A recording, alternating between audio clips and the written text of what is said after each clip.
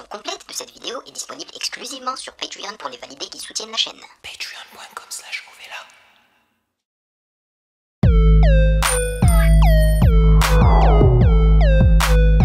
Salut les validés, on dit quoi? Bienvenue sur Ovela, c'est comment? J'espère que vous allez bien et je suis ravi de vous retrouver pour la réaction de la dernière suggestion du dernier sondage des vidéos du jeudi. Et bien évidemment, je parle de la vidéo du règlement. Linkin Park, la puissance hybride documentaire. Alors, aujourd'hui, je suis encore aux Philippines à Manille. Mais pour la vidéo de cette semaine-là, j'ai décidé de réagir à la vidéo d'Inoxtag, sa vidéo du Mont Everest. Voilà. Mais vu que la semaine prochaine je serai en déplacement, je serai en train de voyager vers mon autre pays, le Canada, je serai potentiellement occupé et donc peut-être que je ne pourrai pas faire cette réaction et la publier le jour voulu. Et donc je me suis dit pourquoi pas y réagir en avance, alright? Et c'est exactement ce que je suis en train de faire. Et vu que la vidéo d'Inoxtag est extrêmement longue, j'aimerais ne pas lire de commentaires pour cette vidéo de Inoxtag. Vraiment débuter la réaction directe, ok? Et donc je me suis dit pourquoi pas lire les commentaires que vous avez laissés sous la réaction de la vidéo de Squeezie. Le pire duo va en prison numéro 5. Aujourd'hui, juste avant la réaction de la vidéo du règlement de Linkin Park, car elle, oui, elle est longue, mais pas aussi longue que celle d'Inoxtag. Et de toutes les façons, on a un seul commentaire sous la réaction de la vidéo de Squeezie, et c'est celle de Nio. C'est encore une petite dissertation, mais je pense que c'est très faisable. Voilà! Et je pense qu'on va se régaler. En tout cas, moi, je vais me régaler parce que j'aime beaucoup Linkin Park et j'aime beaucoup le règlement. Voilà. S'il peut m'apprendre des choses que je ne connais pas sur le règlement, sur Linkin Park, c'est parfait. Voilà. Et comme d'habitude, avant de débuter, sachez que vous pouvez me follow sur Instagram à Music Game News, car c'est là-bas que vous devriez me dire vos suggestions avec les liens.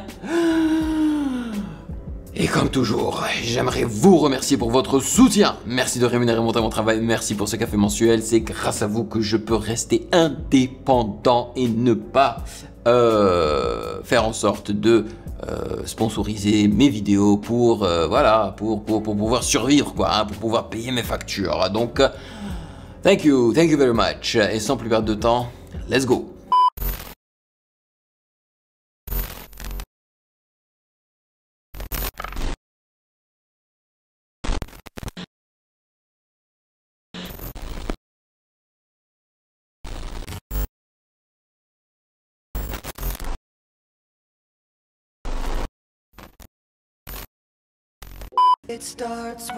Linkin Park, j'ai 11 ans quand je télécharge leur premier album. À l'époque, je connais pas grand chose à la musique, mais je suis captivé par ce mélange de rock alternatif et de hip-hop, deux genres musicaux que je découvre à peine et qui deviendront rapidement ma raison de vivre. À l'époque, je viens de rentrer au collège, j'ai pas trop confiance en moi et je me... La raison de vivre, c'est fou qu'il y ait des gens qui aient besoin de quelque chose pour vivre, tu vois, c'est... Ouais.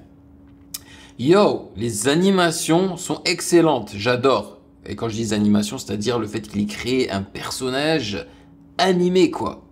me sens un peu différent. Et à force d'écouter les sons du groupe, je commence à capter quelques thèmes et à me reconnaître dans leurs angoisses, dans leur peur de pas trouver sa place dans la vie. Je me sens compris et je puise dans leur énergie et dans leur rage de s'en sortir. Mais voilà, ça me rappelle un petit peu ce que nous a dit Nio auparavant, quoi. Un peu, et je suis encore loin de me douter des épreuves que les membres du groupe ont dû surmonter pour arriver jusque dans mon lecteur MP3, ni des barrières qu'ils ont dû abattre pour imposer leur propre son. Aujourd'hui, je vais vous partager l'histoire à la fois inspirante, rocambolesque et tragique du premier groupe que j'ai kiffé, et ça se passe dans le 72e épisode du règlement.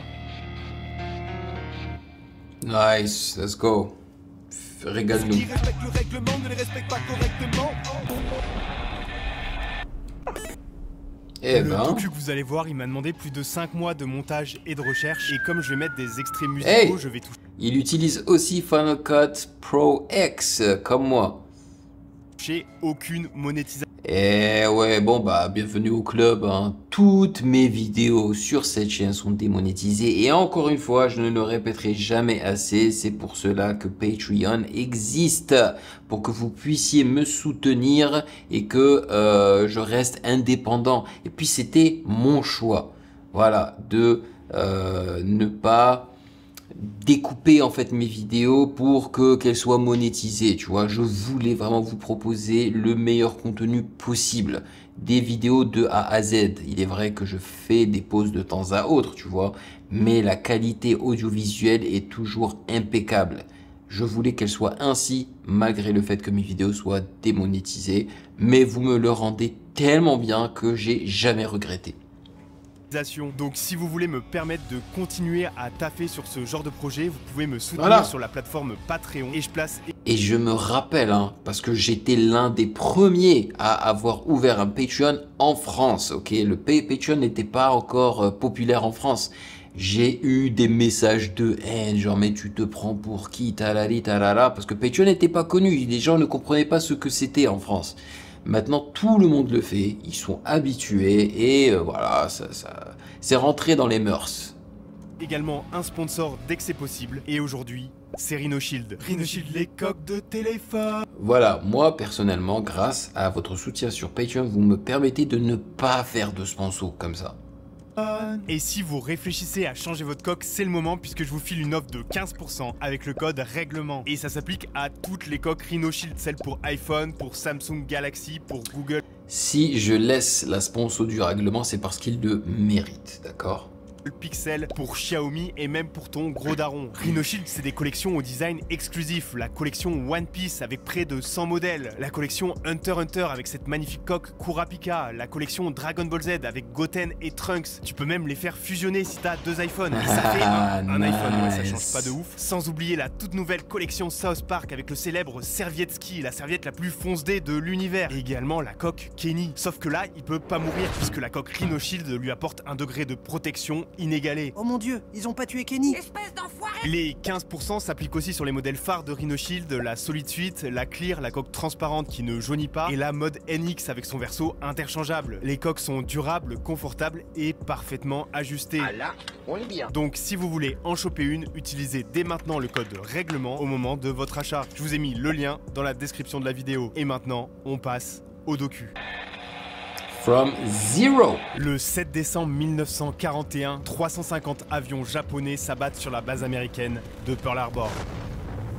En réaction, le président américain Franklin Delano Roosevelt ordonne le contrôle de tous les immigrés japonais de son pays. 120 000 personnes quittent leur foyer pour des camps d'enfermement glauques et sordides. Parmi eux, Muto Shinoda, un enfant d'origine japonaise. Les 6 et 9 août 1945, les premières bombes nucléaires sont lâchées sur les villes d'Hiroshima et de Nagasaki. Et le Japon capitule dans la foulée. Les camps américains sont démantelés et les survivants peuvent rentrer chez eux. Mais quand elle arrive dans la banlieue de Los Angeles, la famille de Muto découvre sa maison saccagée et remplie de tags anti-Jap, un terme raciste pour désigner les personnes d'origine japonaise. Quelques années plus tard, Muto trouve un taf, il se marie et il a un premier fils qu'il nomme Michael Kenji Shinoda. Mike grandit à Agura Hills, un quartier blanc, et il se sent très vite différent. Et oui, les stigmates de la guerre et le racisme sont encore bien présents. À la même époque, dans les quartiers voisins, le hip-hop prend de l'ampleur avec les groupes NWA, Cypress Hill ou encore avec Tupac Shakur. Mike se les prend de plein fouet, il se retrouve dans la manière dont ces rappeurs affirment leur identité et combattent les préjugés racistes. En plus de ça, musicalement, c'est incroyable. Mike devient obsédé par les productions de Dr. Dre et il demande à sa prof de piano comment faire pour créer ce genre d'instru. La prof lui répond que ça va être compliqué avec un piano à queue, mais qu'il devrait s'orienter vers un synthé. Mike tanne ses parents et il obtient alors son premier clavier. Puis rapidement après, un sampler. Et avec ce matos, il se met à composer ses premières prods.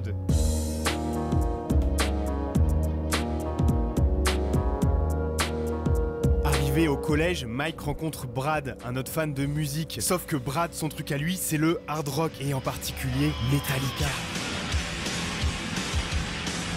Et Brad vient tout juste de créer un groupe de rock avec deux potes à lui, Mark et Rob. Rob Mike me dit devient quelque chose très ami aussi. avec cette bande qui lui fait découvrir toute la palette du rock alternatif. Les Red Hot Chili Peppers, Nirvana, Pearl Jam ou encore Nine Inch Nails. Et ça donne à Mike une idée originale, c'est de mélanger les instrumentales de ces groupes de rock à des acapellas de rap pour créer ce qu'on appellera plus tard des mashups. Il mélange par exemple des couplets de Jay-Z sur des instrus de rock. Pas mal l'idée, il y a peut-être un truc à creuser.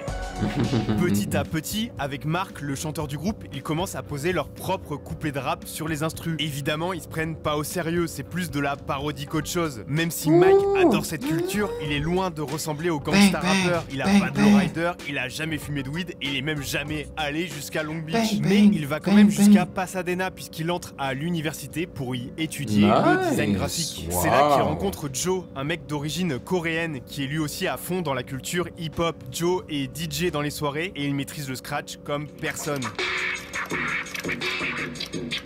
Nice. C'est là que Mike a une idée brillante. Au lieu de faire des mashups de rap et de rock dans sa chambre, il peut créer un groupe qu'il fera en live, de façon organique. Mark chantera les parties rock, accompagné de Rob à la batterie, Brad à la guitare et son coloc Dave à la basse. Et Joe et Mike viendront eux amener les éléments hip-hop dans les instrus, des loops de batterie, des samples, du scratch. Et Mike pourra même s'essayer au rap, mais cette fois-ci beaucoup plus sérieusement.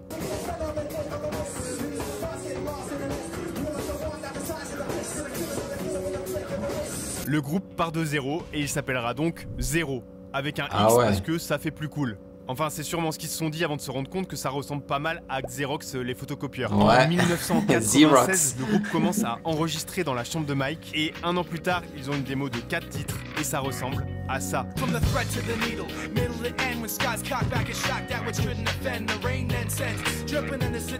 Waouh, pas mal hein. Mais c'est trop bien! Et ce mélange de rap et de rock bien hard, bien métal, il tombe à pic. Quelques mois plus tard, le groupe Korn pète la première place du Billboard avec son album Follow the Leader et un métal bien lourd saupoudré de flows rappés.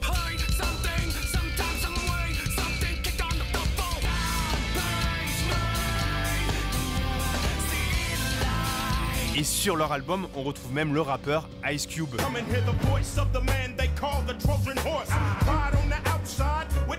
Fort de leur succès, Korn partent sur une giga tournée, la Family Values Tour, dans laquelle on retrouve Ice Cube et d'autres groupes comme Rammstein, Orgy, et les nouveaux qui s'apprêtent à tout péter commercialement, Limp Bizkit. Yeah. Cette nouvelle scène qui incorpore des couplets rappés sur des instrus de hard rock commence à être catégorisée comme le new metal, le nouveau metal. Zero, ils sentent que le train est en train de partir et ils veulent absolument monter dedans. Et justement, le mec qui vient de signer Korn et Limp Bizkit, il est là, en train de donner une conférence dans l'université de Brad. Il s'appelle Jeff Blue et il cherche un stagiaire pour venir travailler chez Zomba, le label dans lequel il bosse. L'opportunité est trop belle. Le lendemain, Jeff Blue arrive au taf, il entre dans son bureau et là, il y a un mec assis dans son fauteuil. What the fuck are you doing here? You wanted a trainee, so here I am. Jeff est choqué de la situation, mais il aime bien l'audace du gars et il accepte de le prendre. Brad devient le stagiaire de Jeff Blue et il profite évidemment de la situation pour mettre en avant son propre groupe. I'm gonna blow them away, you'll see. Jeff écoute la démo de Zero. Il trouve ça assez brouillon, pas très abouti, mais il se dit qu'il y a quand même un truc à creuser. Il aime bien l'équilibre entre le rap et le chant et la manière dont la guitare s'adapte à ce style. Pour le coup, ça c'est assez original. Il accepte donc de venir à leur premier concert, car oui, Zero a réussi à décrocher une date de concert. Ils vont jouer au Whisky à Gogo en première partie de System of a Down. Oh. Et ben voilà, en parlant de rock, j'aimerais bien réagir à un album de System of a Down parce que je kiffais man System of a Down. Bon, ça semble être une dinguerie dit comme ça, mais à l'époque, System, ils ont même pas encore sorti leur premier album. Ils sont quasi inconnus. Et le Whisky à Gogo, c'est une petite salle de 500 personnes grand max. Et ce soir-là, pour la première partie, elle est à moitié vide. Mais ça reste un tremplin de fou. Et avec Jeff Blue dans le public, le groupe a une grosse carte à jouer. Zero arrive sur scène, Brad et Dave envoient leur riff, Rob tabasse la batterie, Mike pose son couplet, Mark donne tout ce qu'il a sur le refrain, Joe scratch comme un ouf, et tout le monde s'en fout. Le public est totalement indifférent, les mecs discutent entre eux, ils sont pas du tout captivés par ce qui est en train de se passer. Le groupe est trop timide, il connecte pas du tout avec les gens, le son est bordélique et Mark chante assez faux. C'est un giga flop, mais Mike ne se laisse pas abattre. Si les labels ne toquent pas à sa porte, il va passer par tous les canaux alternatifs. Bon bah si leur chanteur chante faux, il va falloir le remplacer, hein. Et vous voyez le truc venir quoi, hein, avec qui ils vont le remplacer. Possible. Il commence à se faire des contacts dans le milieu hip-hop et il arrive à placer un son dans la mixtape Rapology du magazine The Urban Network aux côtés de Outkast, Reza et Master P. Oui, mais c'est énorme.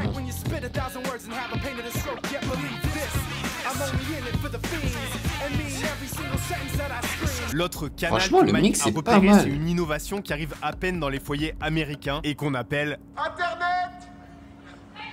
Seulement un foyer sur 5 est connecté à Internet en 1997, mais Mike comprend très vite qu'il peut atteindre du public par ce biais. Il se rend alors sur les forums de discussion dédiés à Korn, il se fait passer pour un auditeur lambda qui vient de découvrir Zero et qui partage le MP3 de leur dernier son. Nice. Très vite, tout le groupe se met à cette stratégie et ensemble ils postent des centaines de messages sur les forums. The internet's a really strong tool.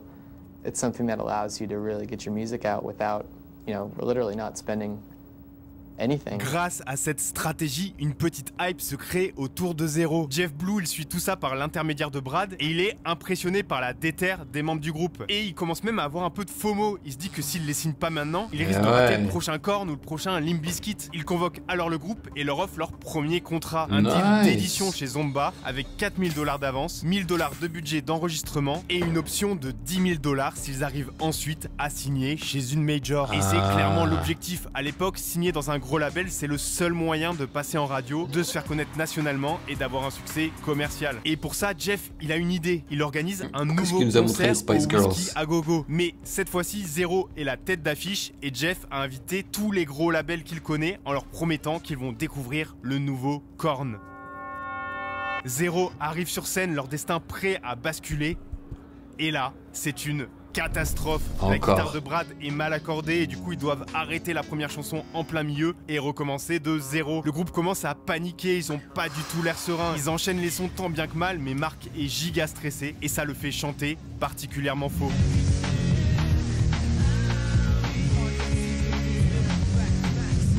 Résultat, le concert est nul à chier et aucun label ne leur propose de deal. Et là, c'est terrible parce qu'ils se sont grillés auprès de toute l'industrie. Le groupe Zero, il est terminé. Ils doivent disparaître pendant des mois et s'ils reviennent un jour, faudra que ça soit sous un autre nom parce que sinon, personne les prendra au sérieux. Jeff est déprimé. Il a l'impression de s'être trompé, d'avoir misé sur le mauvais cheval. En traînant des pieds, il se rend alors au concert d'un groupe de new metal qui, lui, commence à émerger, Papa Roach.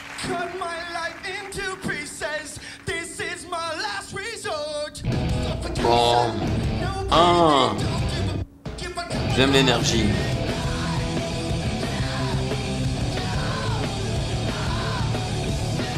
Ouch, l'énergie de fou.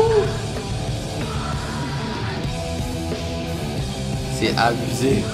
Jeff est choqué par le charisme et l'énergie de Jacoby Shaddix, le chanteur du groupe. Et c'est là qu'il a une révélation. Zero, en fait, c'est un bête de groupe, mais leur chanteur, il est pas ouf. Et tant qu'il sera là, le groupe n'a aucun avenir. Jeff invite alors les membres du groupe à la soirée de Noël de Zomba, enfin tous les membres, sauf Mark. Il leur explique qu'ils n'ont qu'une seule solution, c'est de continuer sans leur chanteur. Brad avoue qu'ils pensent un peu tous la même chose dans le groupe, que Mark est pas au niveau, mais ils aimeraient trouver une autre solution que de le virer. No guys, we like Mark, but we've got to make an executive decision here. Est-ce qu'il a utilisé l'intelligence artificielle pour créer ça là? Gardens on Glendon, un restaurant américain pas spécialement délicieux près de Beverly Hills, Jeff et le groupe sont réunis pour annoncer la nouvelle à Mark. Mais personne n'ose prendre la parole.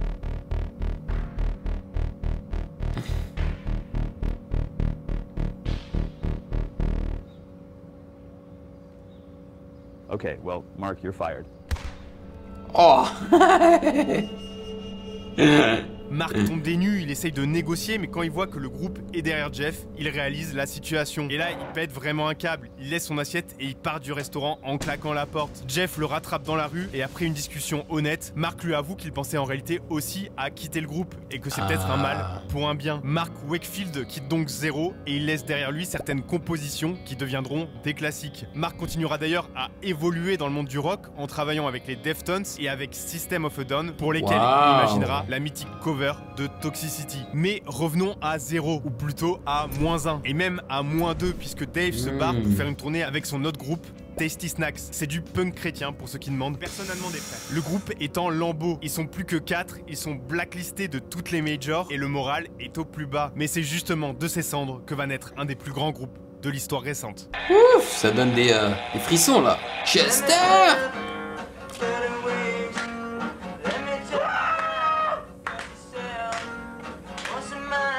Cet ado qui se prend pour Kurt Cobain, il s'appelle Chester Bennington et il s'apprête à crier très fort.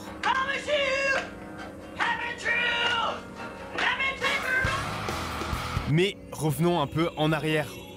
Au 19e siècle, les colons américains débarquent au milieu des roches rouges de l'Arizona. Ils découvrent alors les vestiges d'un système d'irrigation, preuve du passage d'une très ancienne civilisation amérindienne, les Hohokam. Les colons reconstruisent alors une ville de zéro et ils la nomment Phoenix, en hommage à l'oiseau mythique qui renaît de ses cendres. Bon, je suis peut-être revenu un peu loin, mais en tout cas, c'est ici que grandit Chester. Au début des années 80, c'est un jeune enfant heureux et malicieux. Malheureusement, cette période dorée va très vite s'assombrir. Un terrible monstre rôde et va venir lui voler son enfance. À l'âge de 7 ans, Chester commence à être victime d'agressions physiques et sexuelles d'un garçon à peine plus âgé que lui. Pendant près de 6 années, il subit ces violences sans oser en parler. De peur qu'on pense qu'il soit homosexuel ou qu'il soit tout simplement un menteur. Oh là là. Pour ne rien arranger, ses parents divorcent et Chester se retrouve seul avec ses problèmes. L'ironie, c'est que son père travaille à la brigade des mineurs et qu'il voit des cas comme celui de Chester à longueur de journée. Mais il est incapable de déceler la détresse de son propre fils. Chester se sent abandonné, écrasé par son secret. Il se met alors à détester sa famille, ses parents, ses frères et sœurs. Il veut juste tuer tout le monde et s'enfuir. Ses pensées sombres trouvent heureusement une autre issue puisqu'il commence à écrire dans un journal intime pour exprimer ce qu'il ressent. D'abord c'est juste quelques phrases, puis ça prend la forme de poèmes. Parallèlement, il découvre la musique et devient fan de Nirvana, de Soundgarden, de Depeche Mode, de Nine Inch Nails, des Stone Temple Pilots et des Red Hot Chili Peppers, évidemment le meilleur groupe de tous les temps. Chester rêve de devenir une rockstar et ses premiers poèmes deviennent des chansons.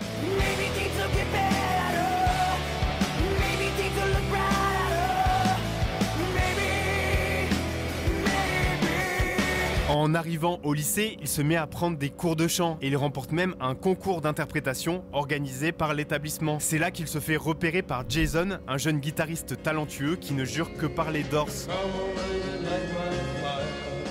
Ensemble, ils se mettent à faire de la musique et aussi à prendre beaucoup de drogue comme s'ils étaient Jim Morrison. De la weed, de l'acide, du speed, des hallucinogènes et de l'alcool. Chester, il pense que ça l'aide à supporter son lourd secret, mais ce n'est évidemment qu'une illusion et il devient misérable, très maigre et il perd toute motivation. Il adopte un mode de vie de junkie et lors d'une après-midi de défonce dans un squat, il se fait braquer par un gang de Mexicains. Ah, le gars de Breaking Bad. Pointé entre les deux yeux, il décide de se reprendre en main et de faire quelque chose de sa vie. Aïe aïe aïe aïe aïe.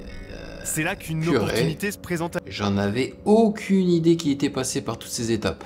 Avec Jason, ils se font recruter par un groupe de rock nommé Loveless Bleeding, qui devient ensuite Grey Days. On est en 1993 et le grunge, c'est le genre de musique à la mode. Nevermind est sorti 2 ans avant et tous les groupes rêvent de devenir les nouveaux Nirvana. Les Grey Days produisent une forme de grunge assez générique, mais portée par cette nouvelle vague, ils enchaînent les concerts et commencent à se faire connaître à Phoenix. Et c'est surtout Chester qui impressionne. C'est une sorte de nerd timide et réservé, mais sur scène, il devient totalement fou. Il crie, il saute et il a un charisme de baiser. Il se lâche, ouais.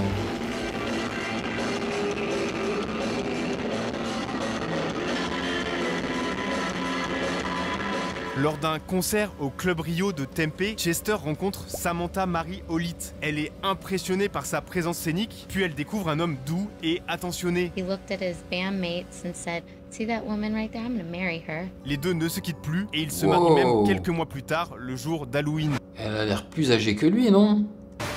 Avec l'engouement des concerts, Grey Days arrive à autoproduire un premier album, Wake Me, puis un second, No Sun Today.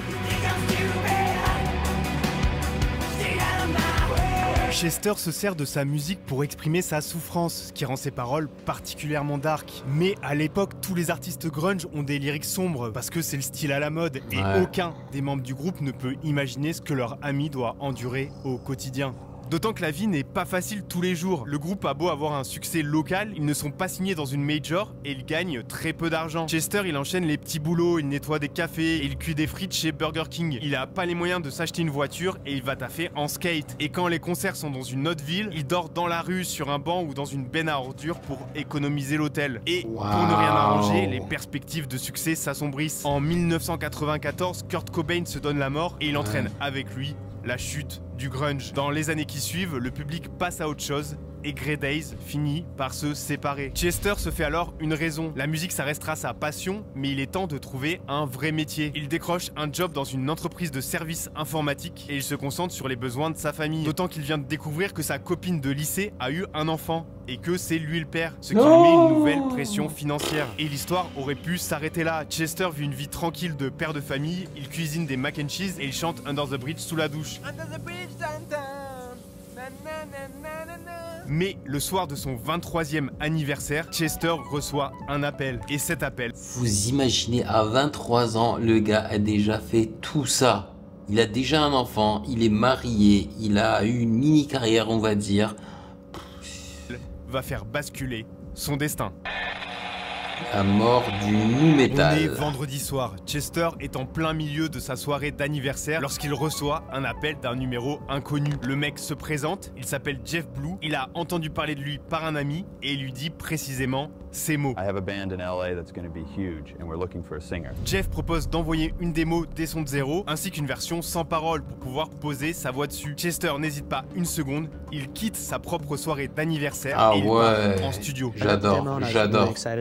I thought it was fresh, and I felt that I could really help strengthen the music. 48 heures plus tard, c'est au tour du téléphone de Jeff Blue de sonner. Yo, I finished the tracks. Jeff n'en croit pas ses yeux. Il écoute la démo de Chester et c'est ultra lourd. Jeff est giga impressionné par sa présence et son charisme vocal. Il s'imagine un grand mec baraque avec une queue de cheval qui tape dans les murs et il lui dit de venir tout de suite pour rencontrer le groupe. Le lendemain, Chester se rend au taf, il pose sa démission, puis il prend la route pour Los Angeles. Oui, ça aurait été plus rapide en avion, mais il a clairement pas les thunes. Donc il fait les 600 km qui séparent Phoenix de Los Angeles dans sa vieille caisse pourrie qui dépasse même pas les 50 km/h. 12 heures plus tard, Jeff est dans son bureau avec le groupe quand il voit arriver un nerd tout frêle avec des lunettes, les cheveux teints en noir et un t-shirt 2 fois trop grand pour lui. Tout le monde se demande un peu si c'est bien la bonne personne qui est venue. Mike et ses potes, ils le trouvent un peu chelou, c'est pas vraiment leur vibe. Mais ils ont kiffé la démo et ils acceptent de faire une répète ensemble pour voir ce que ça donne. Et ça donne à peu près ça.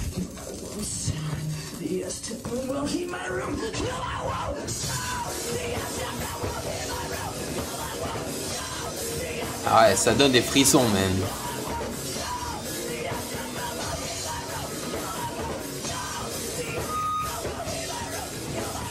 Chester, il a un monstre en lui. Tout le monde est choqué par la prestation. There was like certain parts in like the music we were playing that were kind of hard for most of the vocals to hit, and Chester just like nailed it. There was somebody actually in the studio that was trying out also. They just heard Chester sing and they just laughed. Mais le groupe veut pas se projeter trop rapidement et il continue à auditionner d'autres chanteurs. Chester se retrouve alors seul à Los Angeles, vraiment en galère pendant plusieurs semaines. Il connaît personne, sa meuf est restée à Phoenix, il a pas de thune et il dort dans sa vieille Toyota de merde. La situation devient très difficile pour lui, il est giga stressé et angoissé. Il a peur d'avoir agi de façon trop impulsive et d'avoir gâché sa vie. Une vie qui commençait justement à prendre un tournant rassurant et qu'il a totalement laissé tomber pour un groupe qu'il ne connaît même pas. Jeff se rend compte de la situation critique et décide de confronter le groupe. So, what do you think about Chester? He's not good. What? No, he's not good. He's great. He's our new singer.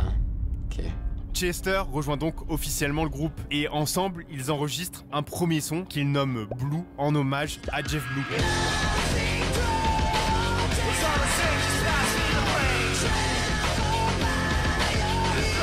Les vrais fans, vous avez sûrement reconnu le futur refrain de Crawling, mais cette première démo, c'est pas vraiment un hit pour l'instant. Le groupe se cherche encore et les réfléchissent énormément à leur formule, à ce qui va pouvoir les rendre uniques. Et au bout de quelques mois de composition et de recherche, Mike et Joe inventent le concept d'hybrid theory, la théorie hybride. Pour eux, ce qui va faire la force du groupe, c'est avant tout d'hybrider plusieurs styles de musique, le hip-hop, le rock, mais aussi la musique électronique. I didn't really see it as a rock band. I saw it as like a new type of fusion. From the beginning, our goal was to bring together different genres of music, electronica, hip-hop, alternative rock, and make it into one sound that's indistinguishable. We don't want people to listen to our song and go, okay, this is the hip hop part, okay, that's the rock influence. We don't want to be rock/rap. We want to be hybrid theory. Mike, c'est un beatmaker et il travaille sur les sons comme si c'était de l'électro ou une instru de rap. This is where the magic happens. This is Pro Tools. This is all the tracks and stuff. Et ça le différencie énormément des autres groupes de rock qui composent et enregistrent tout ensemble en studio. Mike, lui, reste dans sa chambre, il bosse une première version de l'instru avec Brad, puis il amène Chester pour faire des yaourts et trouver des paroles, puis il travaille avec Joe sur certaines parties rythmiques, sur du scratch, sur des passages plus électroniques. Mike's always involved in all the songs because yaourt, hein, top line quoi. In that he knows how to use the Pro Tools rig. Donc he's pas really de parole. good at working with people one-on-one in terms of putting their parts down. Just drag it out, remember. Et ça donne une sonorité très particulière, très mélangée. Et c'est quelque chose qui n'existe quasiment pas à l'époque. Par exemple, ce passage totalement électronique dans un son de hard rock.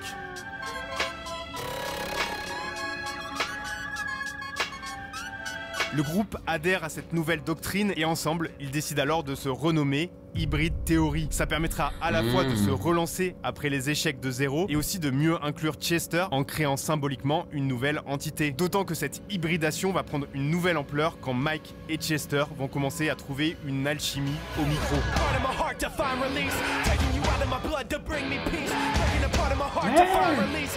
Mais alors pourquoi ils se sont appelés Linkin Park au final?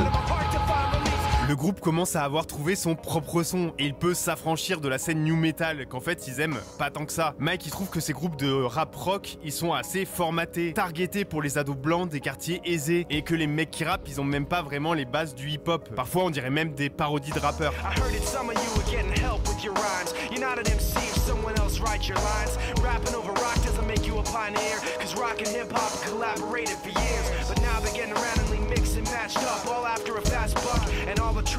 Alors que Mike, lui, c'est un vrai passionné depuis son enfance. 90% de ce qu'il écoute, c'est du hip-hop. Il fait maintenant partie du mouvement et il pense que son groupe va y apporter une nouvelle variation et participer à l'amener encore plus loin. Et pour ça, ils doivent mettre toute leur vie dans le projet. Music should be your life, period. You need to live it, you need to eat it, sleep it, wake up, and the only way you're ever even gonna have a chance to make it in this business is if you are willing to sacrifice everything. C'est quoi les moustaches ici là? Passé en Super Saiyan God, le groupe trouve un bassiste temporaire et tous les soirs ils se retrouvent et ils envoient tout ce qu'ils ont.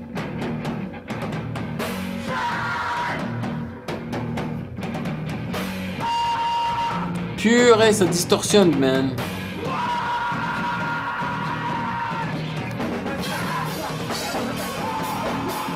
Là, ils sont clairement prêts à tout péter. Jeff Blue est convaincu et il organise alors des showcases privés pour présenter Hybrid Theory au gros label. Atlantic, Radioactive, Capitol, Mercury, Virgin, Jive, RCA, Arista et Columbia ont le droit à leur show privé d'Hybrid Theory. En parallèle, le 22 juin 1999 a lieu le festival Woodstock avec un line-up très orienté sur les nouvelles figures du rock et surtout du new metal comme Korn, Limp Bizkit et Kid Rock. Mais l'organisation laisse à désirer et l'événement tourne mal. Des femmes se font agresser sexuellement, le public met le feu aux installations et plusieurs personnes perdent la vie au milieu des mouvements de foule. Le new metal devient alors le symbole de la jeunesse qui part en couille, de ces mecs des quartiers blancs qui se croient stylés mais sont juste des débiles qui ne respectent rien ni personne. How many people here ever woke up one morning and just decided it wasn't one of those days and you're gonna break some shit?